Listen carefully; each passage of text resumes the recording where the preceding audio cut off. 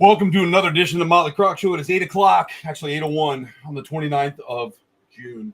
We are moving through these weeks pretty fast anymore, and I just really don't understand how we keep doing that. Behind the scenes, I have, obviously, the Manic Satanic and Jimbo Slice. What's up, bro? What's up, y'all? What's going on, everybody? What's going on, man? What's How happening? is it out there in Ocala, Jimbo? Oh, it's good. I'm actually down south right now, but yeah, Ocala's good though. Got done doing a couple things that were needed. So how's South Florida weather doing right now?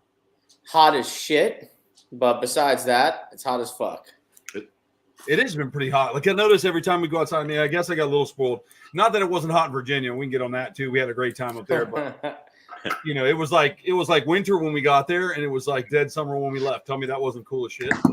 Yeah, so we were up there doing the show, and unfortunately, the first 2 days, right, got rained out. No shows. Correct. It was nonstop rain, and at night, I think got into the upper 50s.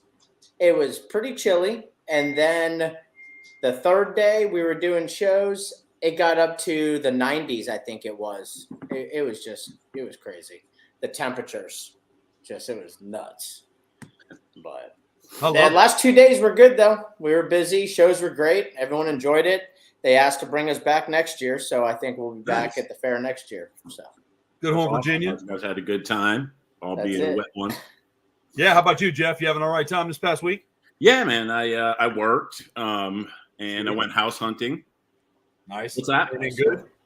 No, nothing too exciting. It was pretty boring. It's been kind of the census is down at the hospital, so there's not a whole lot going on.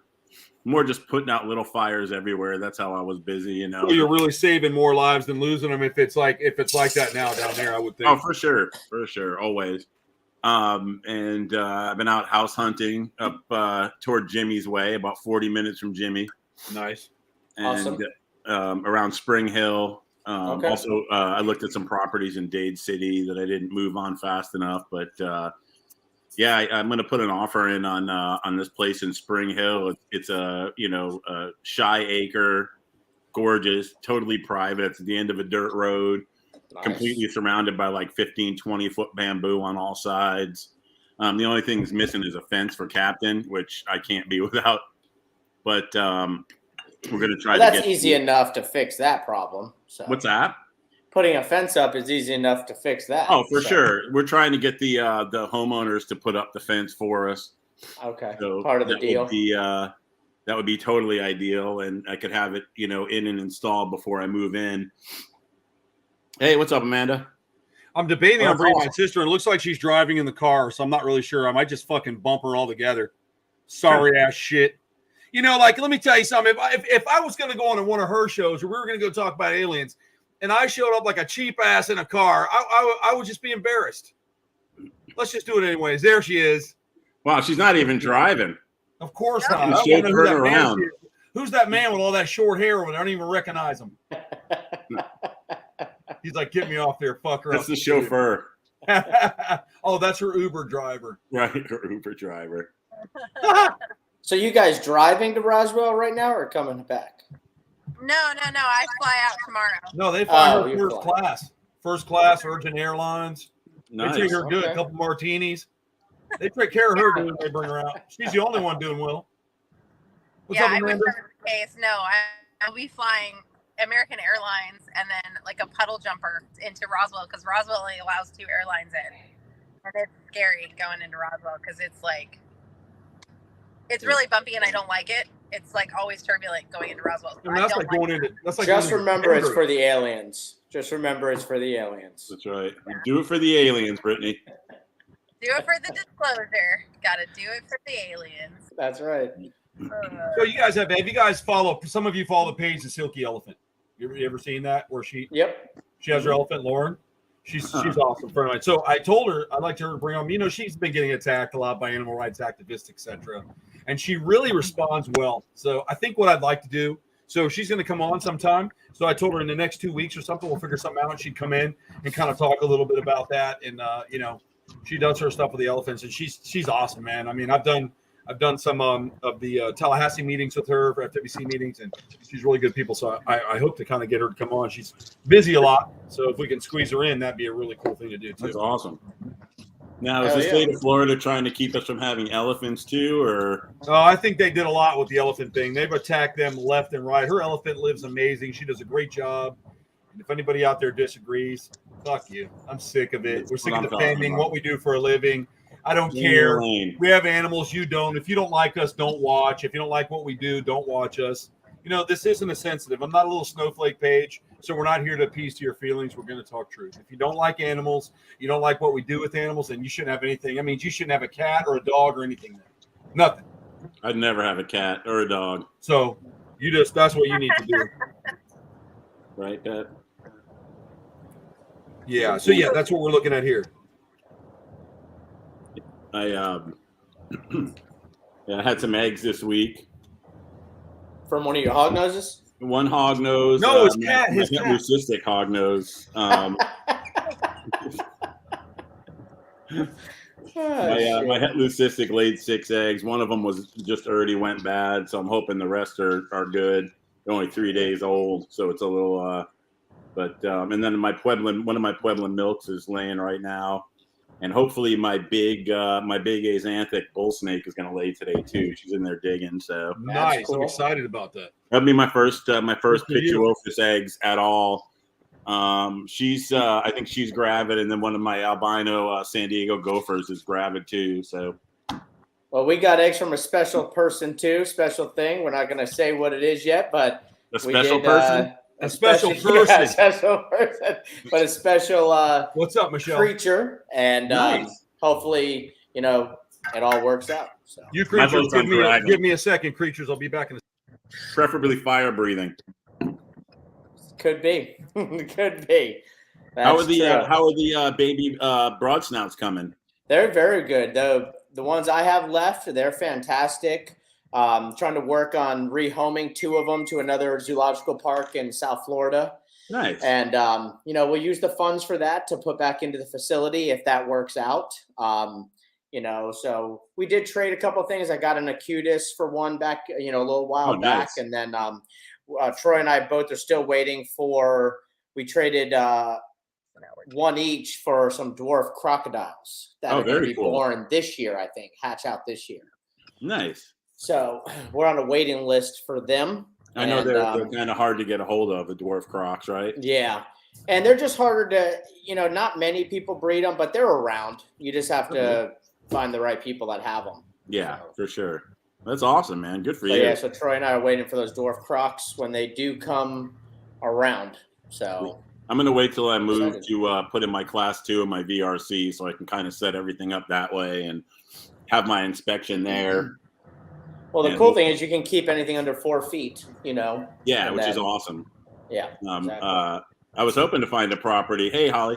I was hoping to find a property that was 4 acres or bigger, but I found. Well, you would need 5 acres for large crocodilians for that. Oh, I thought it was 4 for alligators and caimans. And no, so class 2 is 2.5. Yeah. Oh, 2.5. Okay. 2.5. Class 2 is 2.5. Class 1 crocodilians is 5. Yeah. Right on. Which originally, I think, Troy, correct me if I'm wrong, when they did the permitting, class 1 crocodilians were supposed to be pulled off of the requirement to the land size, and they never did. So that was what was originally supposed to be done, but they never removed it. So class 1 crocodilian stayed on 5 acres, which is absolutely crazy. Which is dumb because you can do just fine with 2.5. Oh yeah, you should need no more than 2.5, and 2.5 is a lot. Yeah. Oh yeah. Yeah, I'll send you some pictures of this property. It's huge. Bro, when I lived in Southwest Ranches, I had 1.25 acres. That property I had was plenty sufficient size for me to have any size crocodilian on that property. Oh, 100%. Oh, I believe it. So. Yeah, no, this property is huge, and it's the house is right in the middle. So. That's nice. So it's like a center compound kind of thing. Yeah, cool. yeah, and they I don't know if I talked about it last time, but they said there's a big indigo snake that they see all the time living in the bushes over there. So I'm kind of excited, and Summerfield. So is that near? I'm trying to think. That's like that's south of like what's that one area called? South of Homosassa. Okay, Homosassa. Okay. And dude, Homosassa has a cool little zoo. What's that? Homosassa has a cool little zoo in it if you've never been. I haven't. That's good to know. It's like Homosassa Springs Park or something like that. But they have a hippo. They have a hippo. They have alligators. Nice. They have all kinds of stuff. I like hippos and alligators. It's 40 minutes from Ocala. I checked to see because worst comes to worst, and I hate the commute. I can always there's lots of hospitals up your way. Yeah. That pay better than down here. So. Hey, Greg. So, Brittany, what's going on? Talk to me. You're going to Roswell. Let's hear some of that. Yeah, I fly out tomorrow. The event's actually already started tonight in Roswell. Oh, you're late? Okay.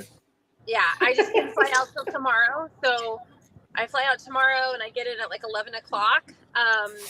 And lectures and everything start tomorrow, and then they start all day Saturday and all day Sunday. So Saturday and Sunday, I'll be at the International Roswell Museum in downtown Roswell. I'll be at my booth, my table, all day, except between 2:30 and 3:30, I'm doing lectures. And then from tomorrow night from 6 to 8, I'll be on a panel lecture for 2 hours, and then repeat again on Sunday. And then hopefully around dinner time, like a big group of the ufologists will all get together and we'll converse and just kind of discuss what's kind of happening and going on right now with all the disclosure that's kind of been happening in-house.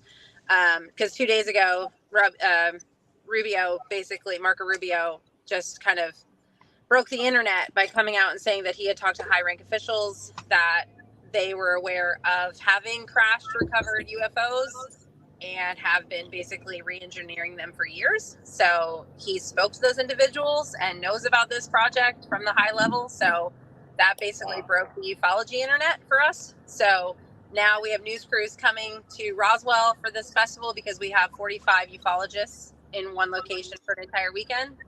So you think they're coming to assassinate them all, or what do you think? No, it's a lot of news crews are coming because they want to basically get the scoop.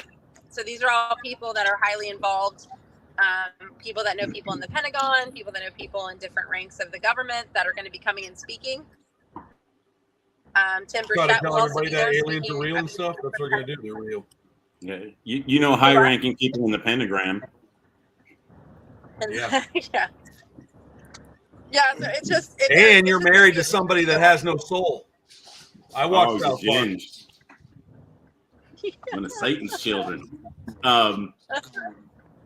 That's I have a question now. Was that before or after Marco Rubio decided he wants to reintroduce the species whitelist?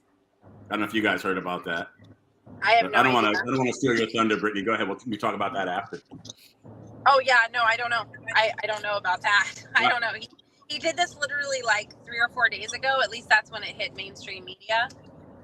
So I'm not really sure when exactly he had this interview and statement, but it hit mainstream media a couple days ago. So this guy wants to say that again, Jeff? You got me. He's. I read an article the other day. I meant to send it to you guys. I thought I had about him reintroducing the species whitelist again. Now, who is this? What's that? Who is this? Marco Rubio. I know the name, but can you He's one of our senators. Okay. Mm-hmm. Yeah, you can't reintroduce. I mean, there's back deals going on. Probably get mad at me for that, so I got to be real careful what I say. But actually, some of the stuff is so asinine anymore. It's ridiculous, man. Get the fuck out of here with that. They should call it the shit they're doing. I was just in South Florida, and I saw 9 million green iguanas. So this whole ban a couple years ago about no one can have a green iguana has really put a detrimental stop on things down south. Yeah, it'd be like saying nobody can have a brown and old. So all these politicians that are up there, if you're not a Floridian, you're invasive to this state. So you got no rules to make nothing here. If you're not born and raised here and you're not a Floridian, you can't say shit. And that should go for everybody in their own state. It's ridiculous, man. It's ridiculous. Because the people who are down here making these decisions, they're not even from Florida. They don't understand the ecosystem, and they don't understand the animals happening. So get out. If you're a politician and you're not from this state, you shouldn't have a right to make decisions here. I'm sorry. No, I agree 100%. I mean, I'm not talking about people who live here from other states. I'm talking about if you're a politician and Florida is not your state, it should be up to Floridians to do their state. They know it is his better state, than anybody does. It is his state, unfortunately. But apparently he's privy to high-ranking government officials with intimate knowledge of extraterrestrial craft. So that's kind of interesting, I suppose. Well, if he's there, Brittany, you can have a talk with him and you can tell him. Slap him around a little. Marco Rubio won't be there. We have Tim Burchett coming. I believe he's a They have senator people. You're saying from- there's people more important? Is that what you're saying? There's a height requirement too, and Marco Rubio is not, quite there. I don't know. That was just the information that he leaked. And on top of like the 12 whistleblowers and David Kirsch that came forward, we have like so many people now, and it's the foundation of disclosure is cracking, and that's huge in the ufology community. So who knows what's going to transpire? I don't know. There's a lot of information. So garbage.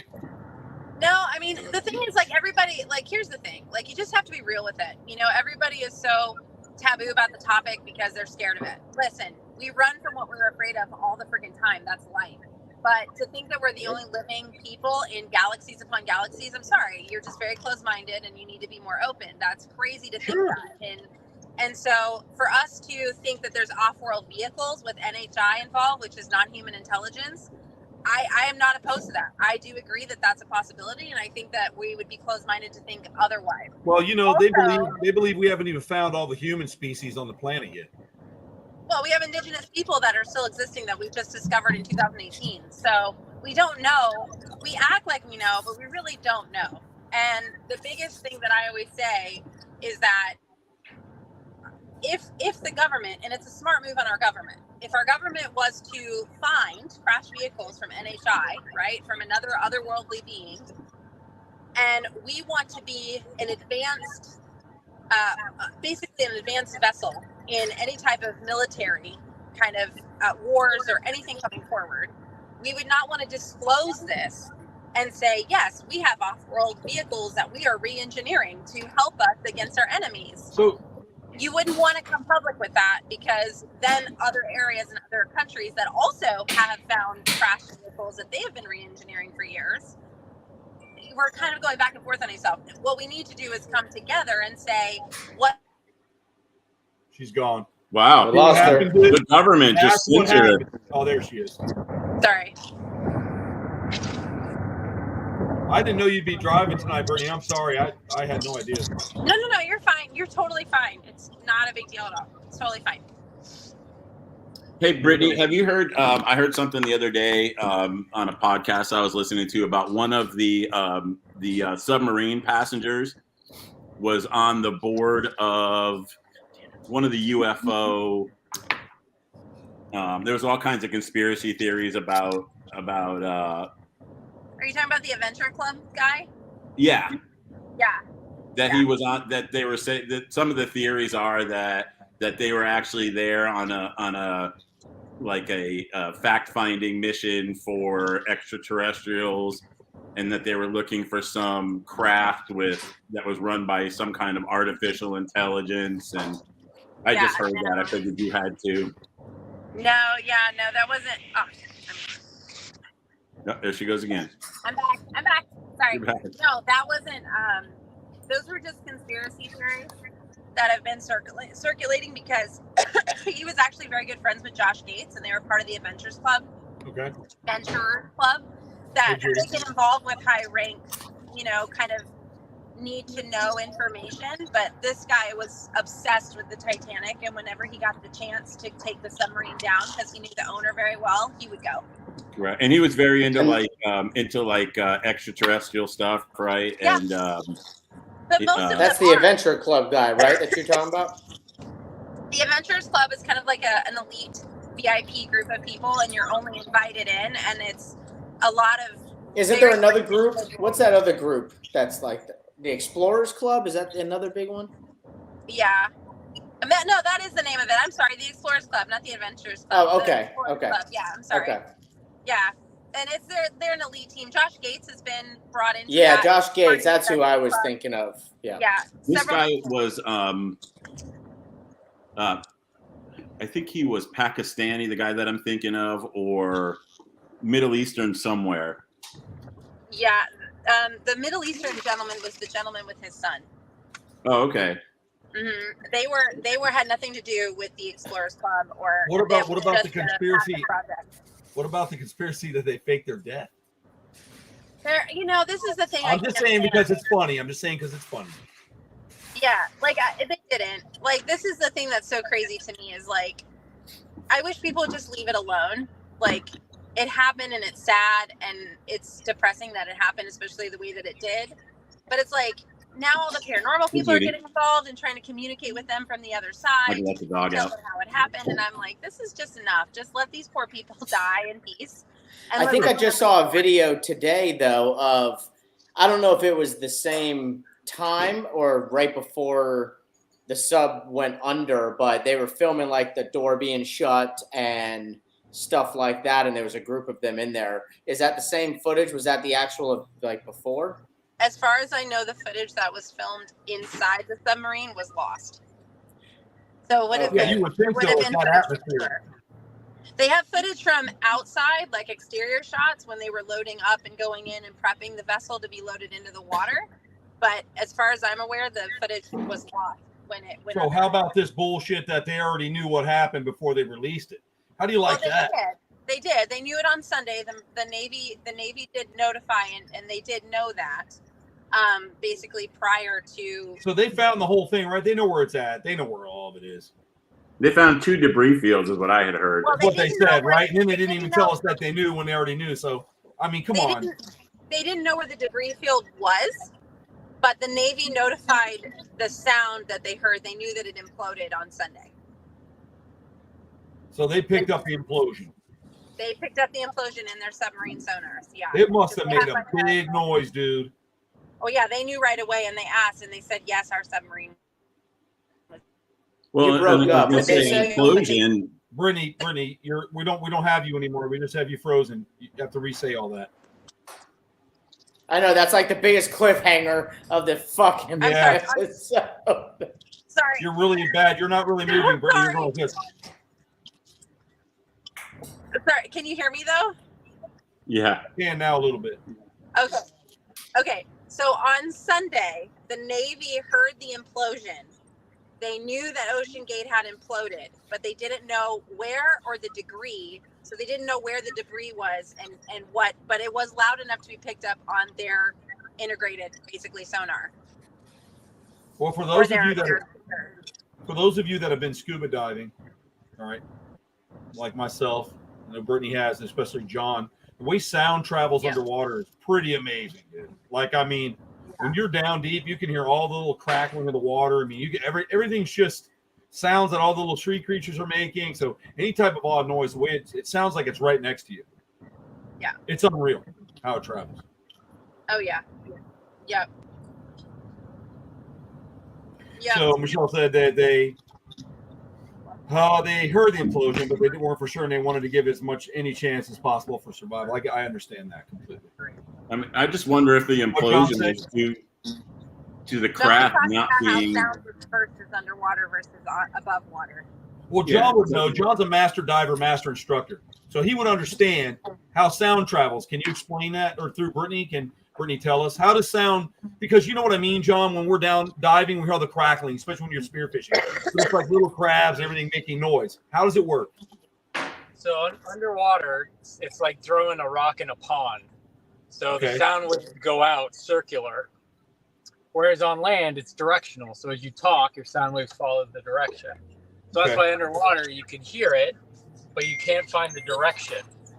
So you can hear underwater pretty well, but the fact is you don't know what direction it's coming from, which is one of the reasons manatees have problems in avoiding props, because they hear the prop noises when they're coming up, but they don't know what direction it's coming from. And aside from a lot of times they're sleeping and they're in their sleep safe, but you can't tell direction underwater. Which is why they. So it's like a ripple. So it's like a ripple effect. You know, like in dive school, you know, the back of the knife always has this like metal bang thing, like if you're supposed to keep doing it or whatever. So, but you already have a chart. A lot of people understand that there's a way of diving and a way not to. Not like John leaves me on a boat. I don't know what happened to him. He like leaves for a half hour. He comes up with fish. I wouldn't know where he went. He knows, but I don't remember. What's up, Samantha? So, they tell you to do that and like bang on your tank or whatever, but I always remember it was very hard because you can have someone banging on a tank in front of you, but it sounds like it's everywhere. So I understand now what you're saying. Yeah. A ripple effect. Well, so they heard that explosion, but they had no idea. Exactly. Oh, that's a great freeze face, Brittany. I was pretending. You're really stuck like that, Brittany. That's terrible. Yep. And she's gone. And she disappeared. She just got shot by the black helicopter. That's it. They said that's it. They're talking about Ripley waves. Ripley's, believe it or Ripplers. So Troy, how I'm not going to say what it is, but how is your little one doing? He's amazing. He's amazing. He's okay. I think I might know what little onesies might be. He's been sitting with me the whole time. He's on my lap. Is he? Yep. He likes to chew on my beard. If you ever see my beard doing this kind of stuff. I did. I saw. That's what I like. You think it's like a spirit moving it around? It's him. Wait, before you show him, let me let the dog in. Okay. I want to be part of the big. I'll let him pop up so you can see him. Did you name her right? Is it a him? girl? Or and a yes, boy? I did. It's a boy? Yep. What is his name? I can't say that just yet. Oh, we can't. Jeff doesn't even know that part. Because it would give it away. Oh, really? Yeah. Okay. Yeah. Oh, I think I know it. I think I heard you. If you remember. I do. Now that you said that, I remember. The second part of the name is Capone. Hey, she's back. Capone. He's back with no sound. Second part of the name. So I know everybody's here and they want to see what I'm talking about. So yes, the whole time I've been doing the show, I have Mr. Cappy Capone with me in my lap. Brittany's leaving again. So I'll bring him back up. He gets a little. He likes to climb on me, but I'll bring him up a little bit. Oh my god, there dude! He is. He's so freaking cute. He's doing really good. I've got him pretty desensitized. Him and I yesterday were doing our pool runs. See, he's nibbling. He's preening my face. So we were doing our pool run. So he was out there swimming with me, and he loved it. He was coming on and on and on and off. But he was in the pool with me doing his swim. So he's very cute. He's very loving. Like when I first got him, I mean, he came from a good place. I'm not going to do too much about where he came from. Go ahead, you can sit up there. He likes to sit up on my shoulder. He came from a really good place. I won't put any names out there because it's not fair, but very well taken care of at the time. And the animal's just awesome. I mean, he was scared his first day, but he's been pretty good.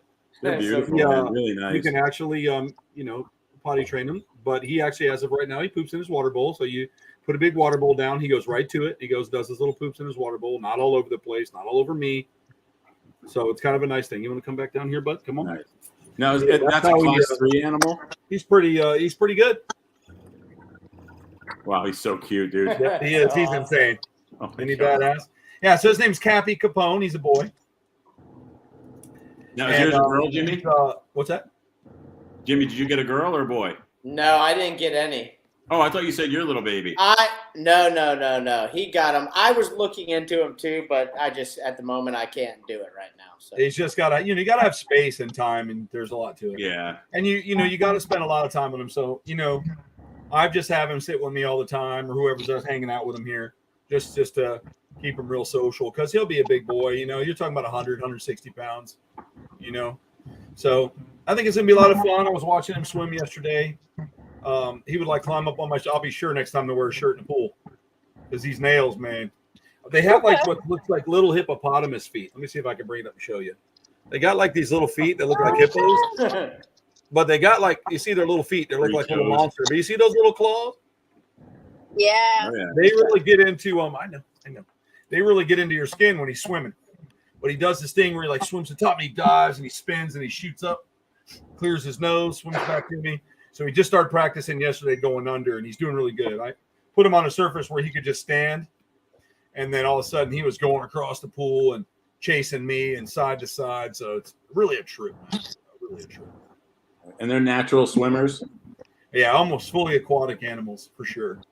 Capybaras spend a lot of their time in the water. As a matter of fact, I was just reading the other day, they can swim up to 30 miles an hour on the bottom of the water. Damn. Really? Yeah, that's what it said. Reread it. Wow. I was like, whoa, but I guess it's because they run as fast as they can and they're aerodynamic, so they can push up speeds like that. And I'm like, wow, I didn't know that. Now, if that's a fact, I don't know. I just read about it, something that they can reach that level as adults, and I wouldn't doubt it. You know, they're very sleek. Their hair feels a lot like polar bear hair. It's really thick, like cat whiskers, but all at one clump. That way, it dries really fast, protects the skin, and it's also extremely aerodynamic. So, like us people who are diving, if we had that type of hair on our back, we'd be able to swim a lot better than that bushy pubic hair looking stuff. I was gonna say, what if we didn't have that any hair on our back? I think the hair helps them. I think it really makes them sleek, just like the polar bears. Yeah. I would think, I don't know for sure, but I would think the way their hair is designed, like the polar bear hair, it would actually be beneficial to them going forward with a lot less lag, because, you know, if you're swimming and you're shaved, your shoulders will become resistant. But if the hair is growing from your ear straight down over your shoulder, right, it would almost seem like it would sharpen it up. And I used to feel the polar bear hair over at SeaWorld when we were over there, and I'm amazed at that. If you ever get over there and feel it, they have some pelts of it. It's crazy. I was gonna say, I felt grizzlies and black bears, but I've never felt a polar bear. It's like a fishing line. It's really cool, man. So when we were around Jimmy's friend Jennifer, she has capybara, and we were at the fair together, and we lost Brittany again. And I used to walk over, and Jimmy's like, "Oh, you know, it's raining, whatever. Go walk over and check out some of the stuff." So we were off. Hey, what's up, Jim? Hey, Jim, what's up? And we were looking, and this lady had one there. Her name's Jim. Really awesome. Her animals were amazing, but her adult there was really big. Very big. Me and Jimmy had buck teeth, and we were crawling around. They were that big, like big. So you could feel it. And to me, did it not remind you of a little hippopotamus, Jimmy? It did. A little hippo with hair. With hair. Yeah, I mean, really, they have the little thick, you know, dense skin, but they're you know, the babies feel pretty much very similar. Are they related at all, or I know are they related more to? They're rodents. They're the largest rodent on the planet. The largest and the most. I don't know. I've seen some big rats, man, in the city.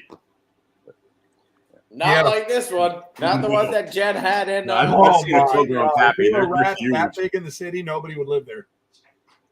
I went and picked up some new spiders today. Yeah, what'd you get? A couple of adult Brazilian blacks, a male-female pair. Really nice, man. They look like crushed black velvet. I'll take some pictures and send them. Are you going to the? Are you going to be going to the reptile show in Orlando? Are you set up there? No, I think I'm working. What weekend is that? I believe it's this weekend, Saturday. Yeah, I'm working Saturday and Sunday, so I'll be. So you're going to miss the ball python event. I'm sorry. Oh, sweet. They're gonna. Is that just a bunch of dudes going down on each other, or? I don't know, man. It's I know that, like I said, the way that that a lot of stuff is illegal. There's a few snakes that are prohibited, but there's a lot of other animals besides ball pythons. I just think that it's so oversaturated anymore. Not that I don't respect. I like them. They work good, especially for interactions. I mean, you know, I had some Lucy's that were really good for that, you know. But when I wasn't using them anymore, I gave them away to people who I knew were going to really work with them, because it's just not my thing. But I just think that, you know, that there's other animals to get into. I mean, like for instance, the hognose. I mean, there's so many interesting variations of that. They're beautiful animals. It's a way to like really put things across. You know, as far as, you know, just going to see ball pythons and bearded dragons. And to me, I mean, I could be wrong, but I think it's almost like abuse to the ball pythons and bearded dragons. It's like, okay, well, we can't do this, so we're just going to breed the shit out of these and force the shit out of these until they go, hey, there's so many of them now, we're going to stop, like they did with the sulcata tortoises. I mean, they have put so many tortoises out into the planet from overbreeding those things that it's going to be a problem eventually. Yeah, there's a lot. Actually, hey, knock it off. Yeah, Jim said there's also gutters and Scientology and crafts and a Sensi booth. Yeah, I was going to say, you know, I agree with you, Jim. I think, you know, I went to one before and I saw them selling those incense burners and belt buckles and, you know, shit like garbage that you see at those garbage marts when you go to like a flea market. Like, hey, I just bought this off Junk R Us online and I'm going to sell it to you for $100, paid 10 cents for it. Repticon is a fucking scam. Well, you said it. Yeah, dude. It's. I remember when they had the Scientologists there, Jim. They were doing the little freaking auditing for people, and people were stopping at the table and doing it. I think because they were probably afraid to say no. You know, it's. And they kept asking me. I was like, "Fuck off, dude." Bro, let me tell you something. The reptile shows that I've been to, like back in the day, traveling up north, like where the regulations are easier and they have hots. They had. Oh yeah. These reptile shows had everything. Yeah. What's it called? Columbia, South Carolina had hots. Yeah, that was one. Hamburg. I think Hamburg. Oh, in Pennsylvania. Yeah, that's an amazing show. Man, I would go there. I came home with rhinoes and gaboons, rhinoceros vipers, not rhinos. Yeah, I was gonna say you came home with a rhino. How did it fit rhinos, in the car? gaboons, and I came home. I think with 10 hots, and this was 15 years ago. But it's not as easy now. Well, you'll remember, Jeff. I mean, if you've been to a reptile or exotic animal expo in the '80s, man, you could literally buy anything. There were ocelots and animals that you just didn't see. Like Tom Crutchfield would be there with all kinds of awesome shit and stuff that you just didn't see, man. Like, I mean, and if it wasn't on the table, it was under the table, and you could get it. Exactly. Exactly. Yeah, and I mean, bro, you would see stuff now. I mean, people were like, "Oh, ball python, man, whatever." Yeah. When I first got into the hobby, the LED buttercream cat ball. Oh, there's a new morph every 40 minutes. There's the man of the hour, right fucking there. What's up, Ricky? What up, Ricky? I remember when I used to get reptiles, I used to order those lists from like the back of the reptile magazines and stuff. Yeah. And they'd come and it would be like, Indian cobras, $20 and whatever. And they just ship that shit to you. Yeah. Yeah. I have an original reptiles magazine. This is going to be very orgasmic to your ears, Mr. Ricky Martin. But I have the original reptiles magazine with Slash. And they did the interview with him. He's on the front of it. He's got his anaconda wrapped around him. He's laying in the middle of a snake. I mean, I have that copy amongst a few others. But he talked about his animals. He actually got in there and he wrote a lot about what he would do on the road with what's up, Michael? With hey, Michael. Axl Rose didn't like snakes at all, and so Slash be sticking them in his sleeping bags and shit, and shoving anacondas on him when he fell asleep and stuff. And so he talked about buying his first Burmese and green anaconda out of a pet store in Los Angeles. He paid $50 and got both those snakes. Yep. When I got into the hobby, when I got, other than odds and ends I had, you could pretty much get a normal ball python, a cheap Colombian common red tail, or a Burmese. And if, for an extra $100, you can get an albino Burmese. It was one of the only albino species that was not ridiculously expensive. I don't know if you all remember when albino boas used to cost like $20,000. I remember when albino balls came out; they were like $16,000. Yep, and $10,000 for pie balls. Yep. Mm-hmm. Yeah, all those people that are selling them now for $50 a piece are probably.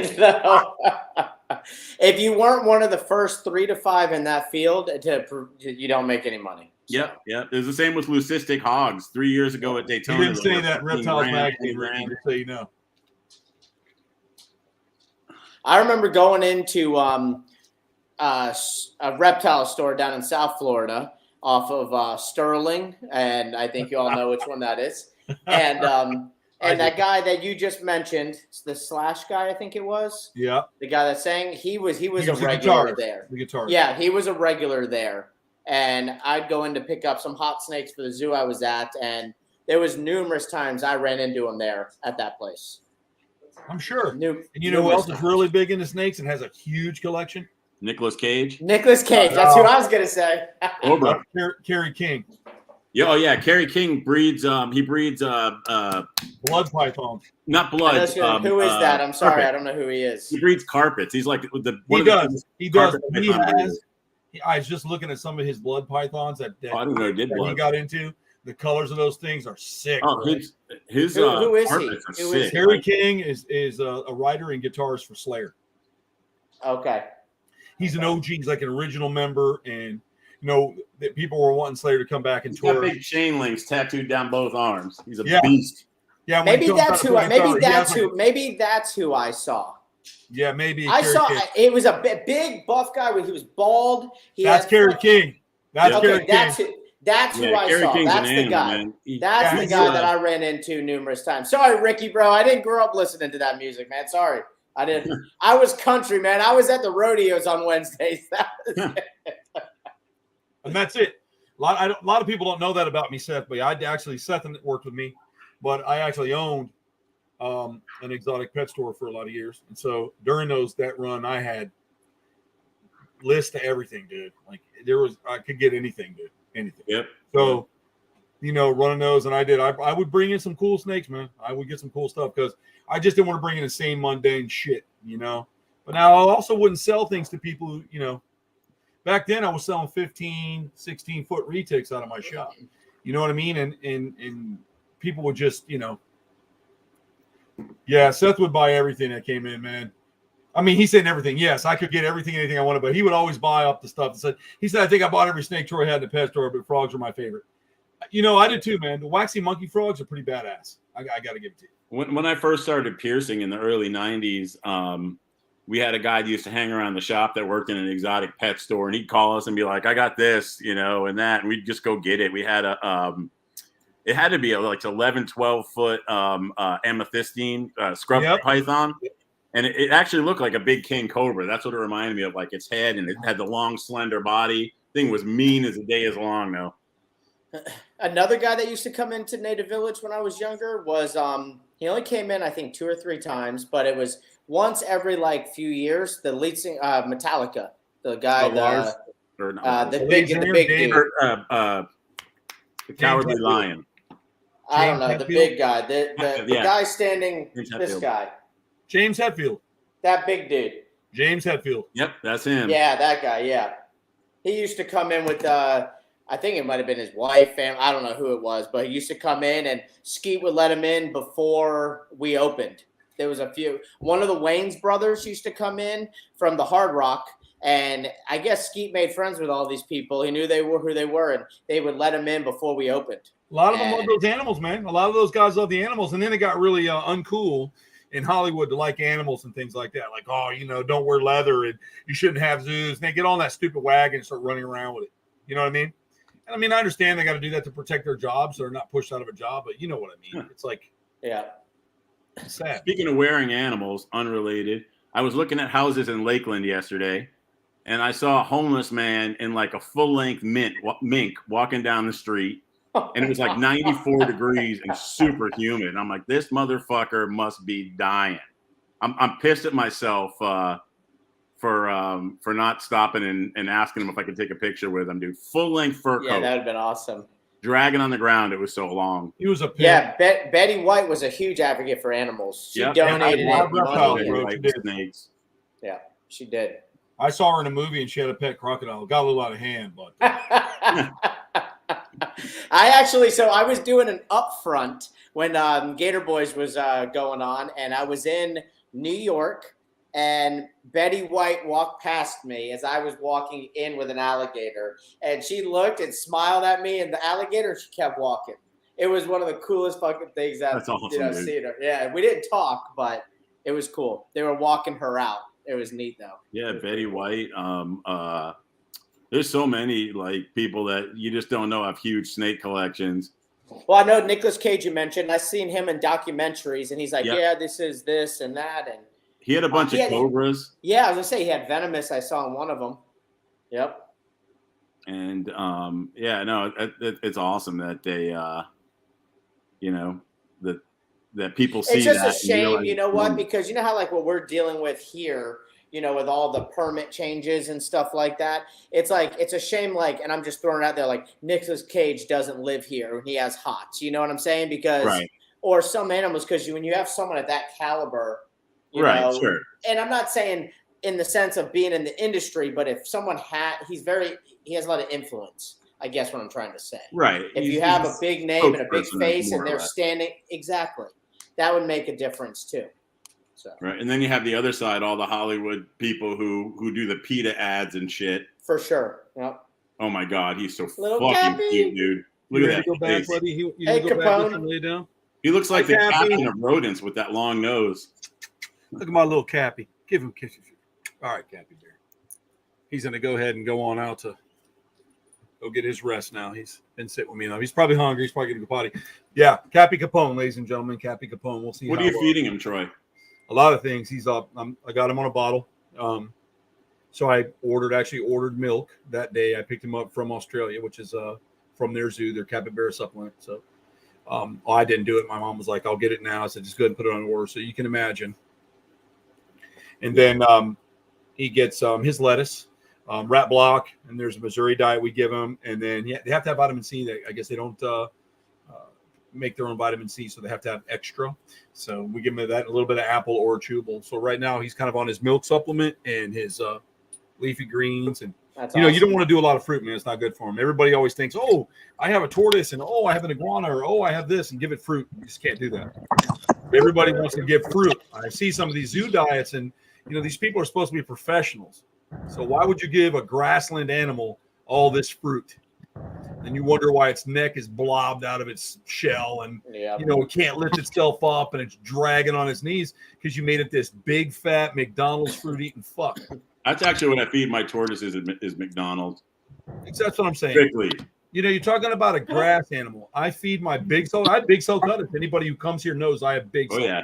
They strictly. If I'm not feeding them Timothy hay, it's all grass, alfalfa, peanut hay. Alfalfa and Timothy is what I feed normally. I buy a peanut in blocks. Right. When I'm power feeding in the summer, and I use tortoise chow right before winter, so I fatten them up. But I use heavy. Now the adult turtles eat all alfalfa. There's no spare, and they've been doing it for decades now with me. And they're thick and they're strong, and that's what they need. They need that nutrient from that. Yeah. So that's what I feed them as the babies. We start them off a little bit, but I mainly give them cactus, and then I start them on succulents just to get them started. We go to the grass, and we go from there. The other day, I was sleeping and I had to work that night, and somebody was pounding at my door at 11 o'clock, and I opened it with my neighbor, and she's like, "Oh, do you have a turtle?" And I said, "Well, sorta." And there's a doc sitting on my front lawn with like 10 people stopping their cars, taking pictures of them and shit. He knocked down the door, the gate to my wood fence, and got out. So I fixed the door, I tacked it back together and put him back, and I got up for work, and he was out again. So I took him and I put him in the side yard, and it's all overgrown. He's having a ball back there, man, eating everything he can get his hands on. Yeah, he will. He's he loves it. But I try to give him alfalfa and Timothy mostly, and then whatever leftover vegetables I have that are going bad. He likes watermelon rind. I give him that as a treat once in a while. That's good too. I do the same, and then I also, when I cut, I have a lot of grass, so when I cut all my grass, I rake it all up and I throw piles of that. Oh, stuff. absolutely, man. I didn't even think about that. Absolutely. I do that out front here. That's why I don't use a type of chemical in my yard. A lot of people are like, oh, add this, because I take a lot of that stuff out. Plus, I have a dandelion garden, and they love that. The leaves of that. Oh, I bet, man. Bro, I just watched a video on fruits and stuff, and like one of them being like different things. Strawberries are one of them, and they did a test where they squeezed all the juices out of it, and they tested it, and the pesticides that they used to spray the fields, they were able to squeeze all of it out of these strawberries and then reuse it to spray the fields, and there was enough. The chemical amount in it was enough to reuse it to spray a field. That's insane. Yeah. Wow. I'll send you guys the thing. It's insane. It's insane. It makes me not why? want to eat a fucking It's strawberry. because I'll tell you why. You know why? Because nobody can just do without. Nobody can be like, okay, we'll wait seasonal. We have to have this demand met, right? So we don't do things any natural anymore. So we got to power it up, and we have to have 90 billion strawberries instead of 5,000 or 6,000, like naturally back in the day when my grandparents were in the Depression, or you had small farms. Which didn't that make it better? Hey, it's almost pear season. We get some pears. Or hey, now everything's so demand, you just give yourself cancer so you can have it right now. That's really the truth. That's all that really is, supply and demand. We don't need to consume at that rate. We don't need to consume like that. We don't have to be everything. See, the United States, everything is so accessible, man. It's so accessible. Everything. You want porn, you can go on your computer. You want to get laid, get a whore. You want to have strawberries out of season, have it. You want to order children, molest them, you can do it. It's so out there, like there's no boundaries anymore for nothing. Yeah. Look at it. People are like, oh God, you shouldn't talk about that. People are still fighting animals, buying black market stuff because we're so now we have to have it right now. Oh yeah, the amount of imports that people buy is insane. Like if you go to Repticon next time you're there, there's at least 5 or 6 tables that you can tell is nothing but imports. completely poisonous. Yeah, exactly. No sounded like there was a doctor testing or deworming. They're just like, they're sickly, skinny, dying imports, and people eat them up because they're cheap. The day before the show, they go down to Strictly's and buy whatever the hell they have and bring them up and flip them. So, and you know what else is interesting too? Like I was reading, like, in some of the European countries, they're forcing them to kill their cattle. They're forcing them to kill it. And I think it's funny that we preach this global warming stuff and we're more worried about cattle than heavy industrial, making batteries for battery powered cars, lithium batteries and unsustainable energy. But we're like, well, you guys are farting. It's too much. And you know what? The people will sit like this. Yeah, we got to stop those cows. They're so dumb and they're so stupid with media consumption, that they just don't use basic science or numbers. Yeah. I mean, come on, dude. Carbon dioxide flying out of your breath or farts, methane is nowhere near what our cars, our industrial, our boats, and our airplanes are putting into the atmosphere. No, because we're not going to ground everybody like we're going to stop the planes for 2 or 3 years. No way. So we'll kill the animals. If it was truly cows farting, ruining our ecosystem, and we're like ruining the world and the planet, then how come during COVID when we were all locked up and we weren't utilizing all of those industrial, vehicles and stuff like that, we had a cleaner atmosphere? We did. That's true. We really did. We really did. There were so many videos of animals showing up. I agree. Exactly. Yeah. I remember there were all the animals around. We're seeing an influx in deer. We're seeing more bears. We're seeing fish. We're seeing this. And we were so shut down that the earth started coming back a little bit. But the cows were still farting in the field. You're absolutely right. Exactly. They're still farting. Still farting. Everybody was still farting. You understand? I mean, I understand. And you know me, I'm neither side. I try to slide right down the middle and pay attention to the best of both worlds. I just don't. I don't put anything past anything or anyone, but I also just try to stay focused. And I do. I know that I have friends right now watching that are from Europe, Scotland, England, all that type of stuff, Ireland. We have friends that are doing that, and they tell me about the stuff over there, and some of it's scary. That they would rather be here.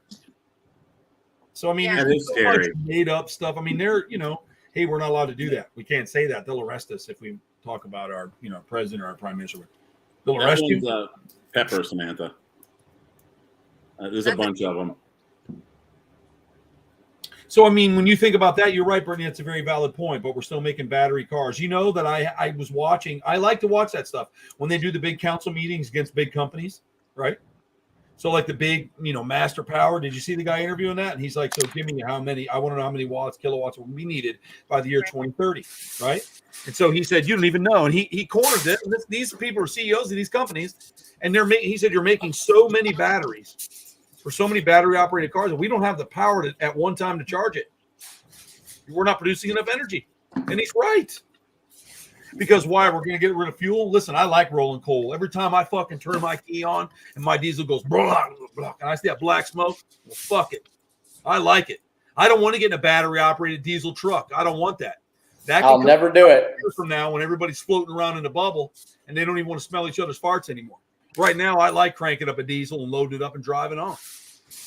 Yep. I would prefer, listen, it's like I would say, if we're going to be in an apocalypse situation, what are you going to do when you don't have any power grids to charge your car? You still want a good old diesel or gas? Yeah, get some gas to store. Yeah, what are you going to do when all the gas goes bad?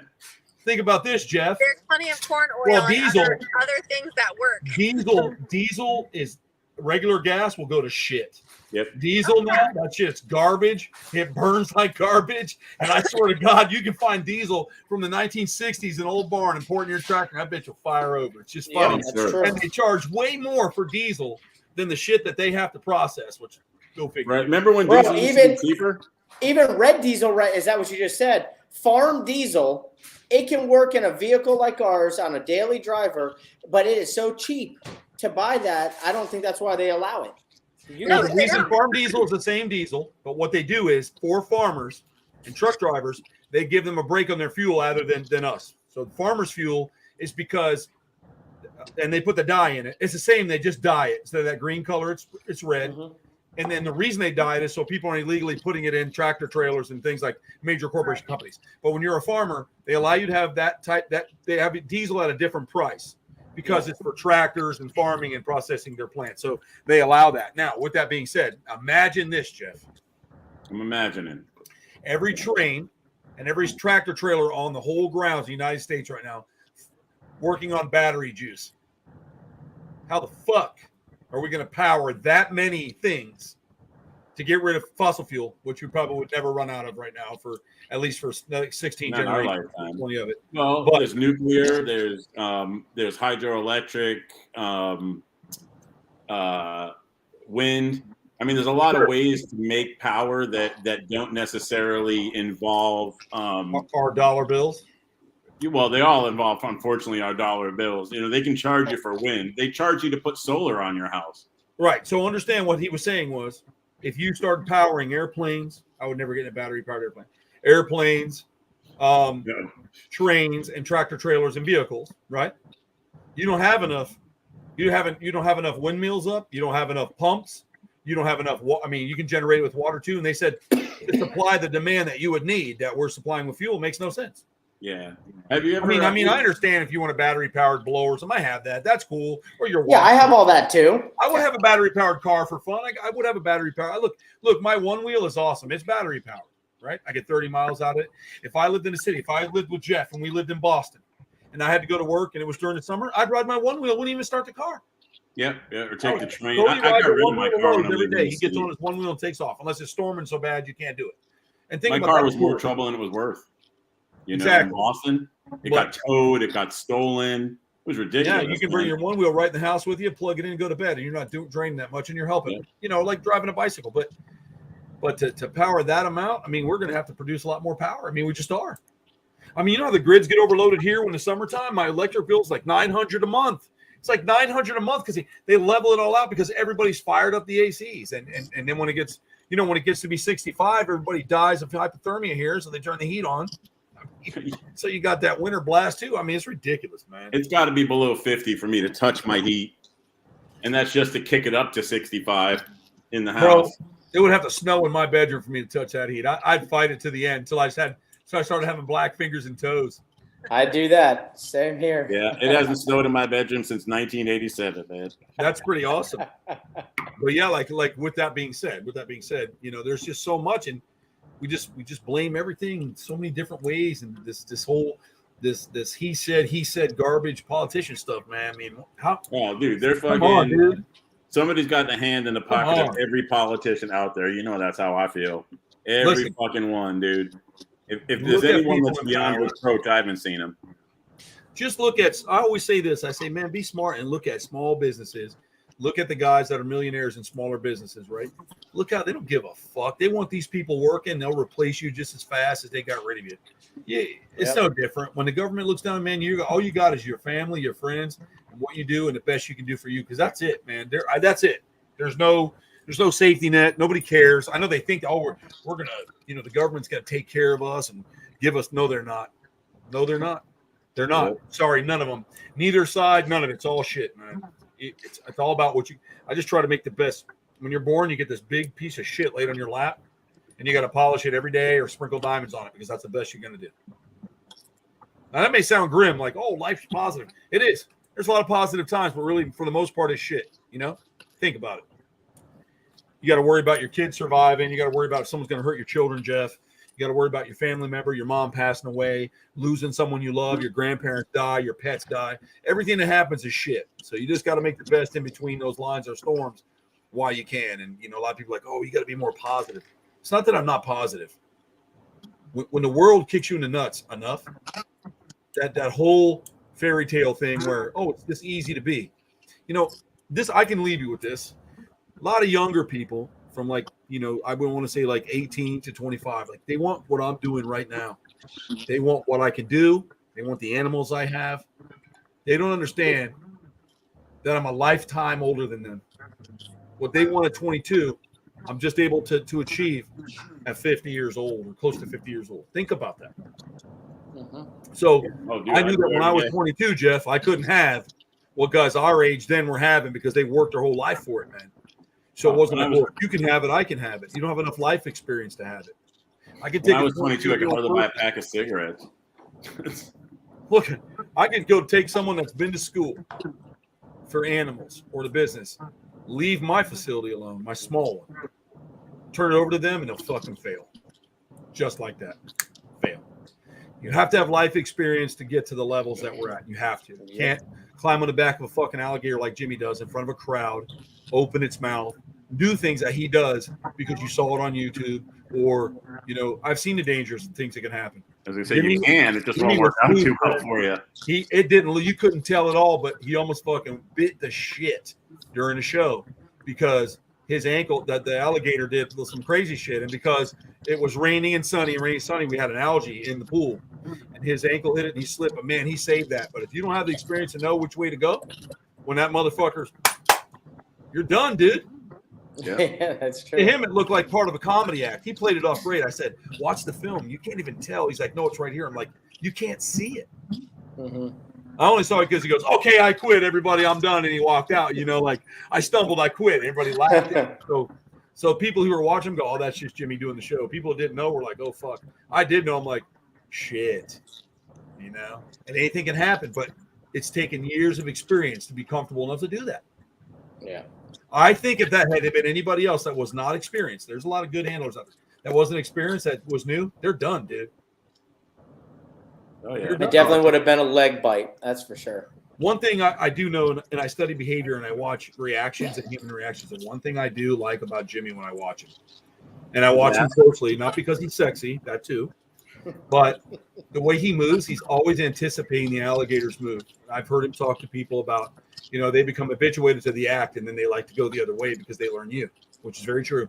Crocodilian species, crocs definitely more than gators, but they will study you and wait to exploit you. I don't care. Don't let anybody tell you otherwise. They're very smart, and they're like, I'm going to win this game. You're challenging them every time you fuck with them, right? Yep. It's a card game. The crocodile's playing poker. It should be the crocodile poker face because they will wait and they will exploit. So if you watch, I watch Jimmy working sometimes, and he'll move something. The alligator is supposed to go to the left, but I like watching his reaction because he's always shifting, waiting for the difference. You know, he finds that pendulum to center.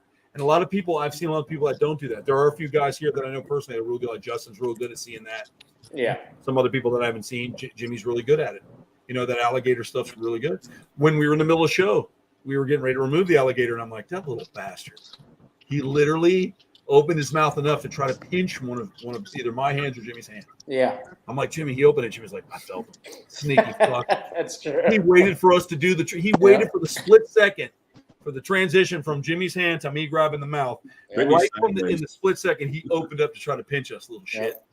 Oh yeah, dude. I mean, I get bit all the time, and but people watch the way I pick up even just the captive animals in the collection, and they're like, "You just pick them up like that?" I'm like, "I know what they're gonna do, when they're gonna do it." Exactly. Every once in a while, one of them will get me, especially the big ones like the Pituophis are infamous for tagging me, either missing their food. Or dumb that down a little bit. What is that? Oh, the bulls and the gophers and the pines. Okay. They you know, they'll just every once in a while they'll get that in their head. They just want to bite you, and they do it, and they do it fast. And when you least expect it, you know, they're 6-7 foot snakes, and they'll just turn on a dime and snap you. And let me tell you, it hurts a lot. Yeah. And it does, and it's crazy. It's crazy. Yep. Well, I appreciate everybody coming out. I mean, I definitely want to end the show. We're a good hour in. Everybody's got things to do, and Jimmy's down south. So I definitely want to break it off. And I know that, you know, every time we come on and we get past 9:30, we start getting comments and more people come on. I don't know why. I guess maybe they finally got the kids to bed or something. So, guys, unless we change the show sequence again, you can always catch us on the Motley Croc Show on YouTube. The channel's open. Just make sure you click the live tab because that's where all of these shows are stored. So you guys can check that out. Scales, Tails, and Teeth and Jimmy Riffle, of course, on Instagram. You have Reptile Nerd and Jeff Goldblatt. You can find him on Facebook. Reptile Nerd, you can find him on Hardcore Hognose, too, for a lot of his snakes. I don't know if he posts as much on there, but I think he does. So, trying. And guys, remember, Troy and I will be out in Philadelphia, Mississippi, Choctaw in about a week and a half. We'll be out there with the Gator shows and the new Critter Keeper roadshows, and come out and see us. Yeah, Jimmy's got us report. What's up, TJ? Good to see you, bro. You know I love you. One of my former brothers. So TJ's the one I met. What's up, TJ? Yeah. How you doing, buddy? But and I want to say that it's pretty cool. Jimmy's got a new show. I'm kind of excited to see, and he's been cool. doing Me too. Hey, no, man, it's a new thing. I hope everyone comes out and sees it. Also, guys, I want to touch on something. I just seen something pop up. It says David Zeke. You know, he's had some issues, and he's got a GoFundMe page. He's losing his house after his motorcycle accident. He lost everything. So. Yep. He's had some really bad, traumatic things happen to him with his children and himself and his grandchildren, etc. So, if you guys can go out there and check out David Zeke and look at his page, and you know, if you guys can throw him a little bit of money, a little bit of cash, $20, $30, every little bit helps. Absolutely, something like that. And I miss you too, TJ. He said, "How's it going, Jimmy?" And I also want to make TJ. sure that you know, we guys remember that we've all been in tight spots and we've all needed a hand. Oh yeah, I have for sure. I mean, I have can't speak for sure. for everybody, but I know for me, and I think, you know, a helping hand is good. And David's been with the Motley Croc show from the first day. Yep. So, you know, I'm going to go on there and I'm going to put a little something to him. And I just think that it'd be nice if you know, you guys watching, if you can check it out, man, that'd be a really good thing to do. And yeah, for sure. We don't want him to lose. He's a good guy. He always supports and he's always there. And I appreciate him for that. And I'm really sorry. I am truly sorry you're going through that, man. It just sucks. You know, when you see someone else on the burning train at the time before it gets put out, it's a tough situation. And exactly. Sorry to see that. Yep. There's a lot of people that are happy to see me and Jimmy and Jeff on the burning train. They like to see us fail. You know, I hear it a lot. And I, you know, Jeff's been good to me. Jimmy's been an amazing friend over the years and years I've known him now. Likewise. And I've never had to question Jimmy. I've never had to question Jeff. I've never had to question Brett. TJ, we're fucking thick as thieves, and all of us out here that are doing that, but there are just going to be some hateful people. And I hear a lot of things, and you know, there's a lot of people that come back to like, oh, they said this about you, or they said this about this, and I just think that that's sad, man, because that's not the way to that's a division that's not going to help. If they're not hating you, you're doing it wrong, man. That's what I figure. You can hate me if I've done something to you, like, you know, ripped you off on your animals. I'm not an animal dealer, so I really can't do that, or you know, shit on your channel or whatever. You know, most of the people that say that about me have ripped me off, stole a lot of money from me, and then decided they weren't going to pay me. And that didn't go over so well because I'm not your average Joe. And I think you know what I'm saying. So we did our collection, and now I have to collect another one. There's another person out there that's decided to block everybody. Ricky Martin's familiar with it, a lot of us. So anybody who wants to know that, I'll be more than glad to talk about that inside the DMs. An animal was stolen from me, an animal was stolen from one of my partners, and some other animals have been stolen from other people. Damn. So if you're watching, it's pretty shitty. People were trusting and they took care of you, and I don't appreciate it. And I'm being dead fucking serious when I tell you it's not going to be a good thing, man. You need to start manning up and fixing your problems. So think about when you go out and you steal shit from somebody, it's not going to go unknown, man. And don't think that other people don't know. So that's if it. you guys want to talk about that, DM me. I'll be more than glad to explain it to you. But anyways, on that note, guys, I appreciate you watching the Motley Croc Show and everybody coming in. Jimmy, thanks for giving me your time. Jeff, thanks for always coming in. Brittany, I know you're not here. Bye, guys. It was good seeing everybody. I appreciate everybody. Yeah. Can you two hang tight one second? Says goodbye. Hang tight, you two. And we'll see you guys next week.